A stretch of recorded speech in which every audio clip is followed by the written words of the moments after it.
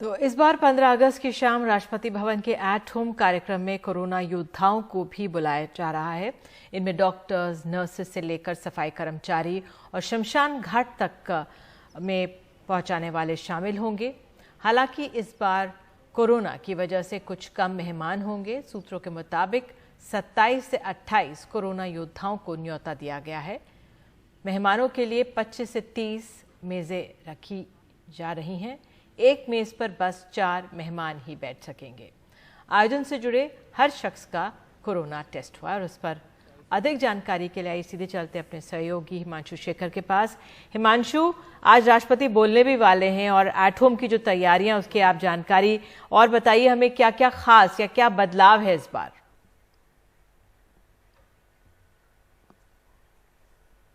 देखिए, काफी कुछ बदला हुआ होगा इस बार एट होम, क्योंकि आमतौर पर 1000 से 1200 मेहमान होते हैं। एक बहुत ही भव्य कार्यक्रम होता है जिसमें 100 से ज्यादा देशों के जो राजदूत हैं उनको न्योता दिया जाता है।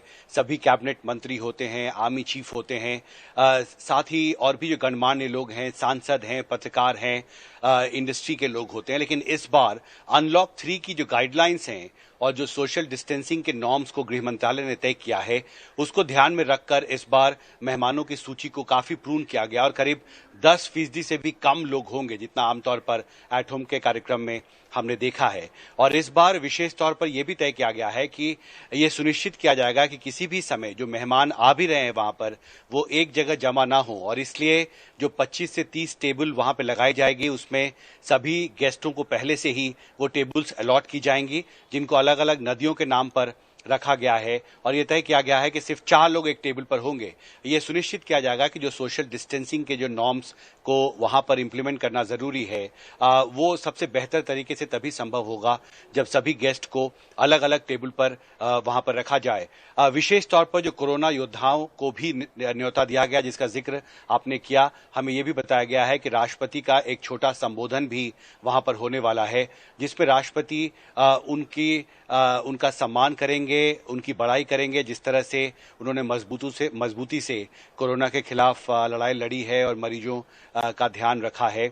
और एक कोशिश की जा रही है इस पूरे कार्यक्रम के जरिए एक बहुत ही पॉजिटिव मैसेज देने की कि सरकार और राष्ट्रपति भवन सम्मान करता है कोरोना के योद्धाओं का। और इसलिए आप देखिए, शमशान घाट पर जो लोग लकड़ी काटते हैं वहां से लेके डॉक्टर, नर्स, सफाई कर्मचारी, समाज के हर उस वर्ग के व्यक्ति को इस कार्यक्रम में एक प्रतिनिधित्व देने की कोशिश की गई है जो कोरोना के खिलाफ जंग में सबसे आगे लड़ाई लड़ रहे हैं। बिल्कुल, ये बहुत अनोखा है और ये स्वागत योग्य भी है, क्योंकि एक तरह से हौसला बढ़ता है जो सारे कोरोना वॉरियर्स हैं।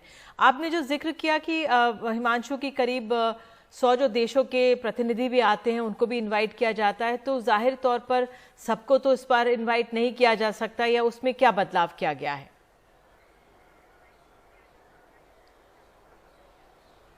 देखिए, यह तय किया गया है कि जो गेस्ट लिस्ट है वो 100 के आसपास होगी, और इसका सीधा मतलब है कि अगर पहले 100 राजदूतों को न्योता दिया जाता था तो इस बार सिर्फ 10 राजदूत ही वहां पर होंगे।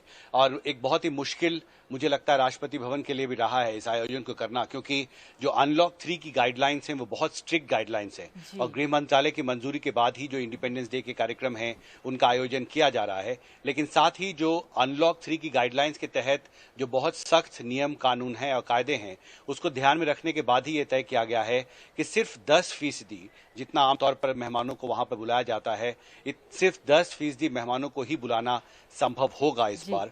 और इसलिए जो खाने की वहां पर एक स्नैक्स की भी बहुत विशेष इंतजाम होते हैं। हमने पिछले कई साल से मैं एट होम फंक्शन में जाता रहा हूं।